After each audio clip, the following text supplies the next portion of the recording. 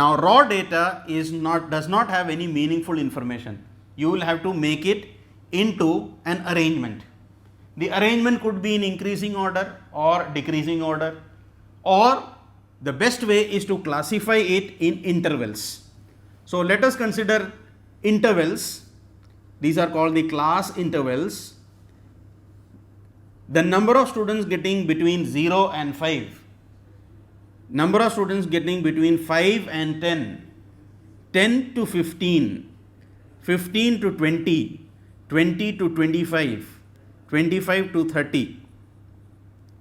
These are the class intervals. Here we are going to write the tally marks, and finally the frequency. F stands for frequency. So here now the information is little more meaningful.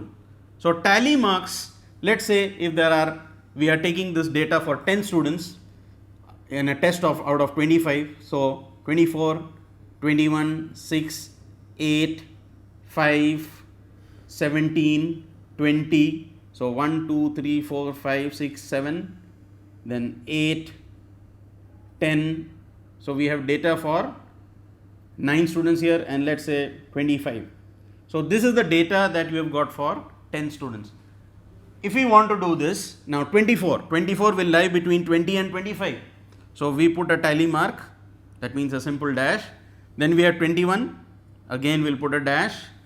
Then 6 lies between 5 and 10, so we'll put a tally here. Then we have 8, so we put a tally here. Then we have 5. Now here, will we put 5 in 0 to 5 or 5 to 10? The common mistake is putting it here. Now please remember that 0 to 5 means up to 4.999. When it comes to 5, it goes into the next interval. So when we have 5, it will not be placed in 0 to 5, it will go to the next interval, that is 5 to 10. Then we have 17, 17 is here. Then we have 20, so again 20 will come between 20 and 25, not in 15 to 20. Then we have 8, that is here. Then we have 10, 10 doesn't come here in 5 to 10, it comes in 10 to 15. And then finally we have 25, it doesn't come here, it will come here. So we don't have any student in 0 to 5, but we have 4 students here, 1 student in 10 to 15, 15 to 20, 1 student, 3 students between 20 and 25, and 1 student in between 25 and 30. So we can add this becomes 4, the frequency here is 4, the 0, here the frequency is 1, this is 1 again, this is 3, and this is 1. When we total up this, we get 4 plus 1 5, 5 plus 1 6, 6 plus 3 9, and 9 plus 1 10. And this information is of 10 students. So this is called the frequency distribution table.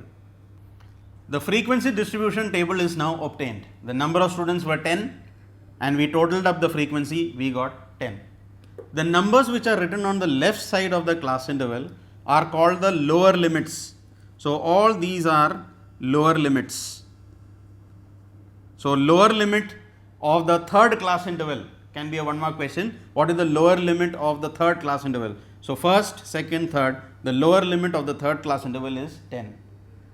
The numbers which are written on the right side are called the upper limits. So this is the upper limit of the class interval. So we have different upper limits, we have different lower limits.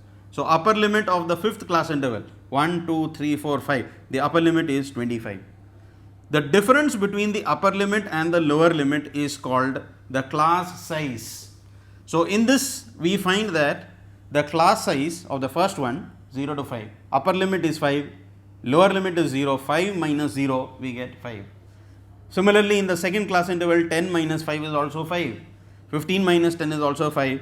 So in all the cases we find that the size of the class interval is same, and normally we should keep it same. So here class size by formula we can say is upper limit minus the lower limit, and we can find out the class mark by using another formula. Class mark means the midpoint of the class intervals. The class mark is upper limit plus lower limit divided by 2. So if you are finding the class mark of the first one, upper limit is 5, lower limit is 0, 5 plus 0 upon 2, we get 2.5. Similarly, if we want to find out the class mark of the second one, 5 to 10, the class mark will be 10 plus 5, that's 15. 15 by 2, 7.5. You will get 12.5, 17.5, 22.5 and 27.5 here respectively. And you can verify that by using this formula. Class mark is equal to upper limit plus lower limit divided by 2. Class size is upper limit minus lower limit. So these can be asked as 1 mark questions. And here this entire table is called the frequency distribution table. So if you are asked to draw the frequency distribution table, there will be 3 columns. One will be the class intervals, the other will be the tally marks, and next will be the frequency. When you add up the total frequency, you should be able to get the total number of observation as per the question. In some cases, what happens is the tally mark can exceed 4, it becomes 5. So when it exceeds 4 and it becomes 5, we are not going to put 5 tally marks like this. Instead of this, what we are going to do is 5 will be represented as 1, 2, 3, 4 and the 5th line will be a cross like this. So this indicates 5. So if we have to indicate 11, we are not going to put these dashes or these tallies 11 times. 11 will be simply 5. This is 1, 2, 3, 4, cut it, 5, 5 plus 5 is 10 and plus 1, that is 11. So this makes counting easier. Otherwise, if you are going to put 11 tallies like this and when we count this, there probably will be a mistake. So this is done for simplification purpose. Now the data that we have got on the frequency distribution table can be plotted on a graph with a bar graph or a histogram, and then the information is tabulated and some meaningful information can come out.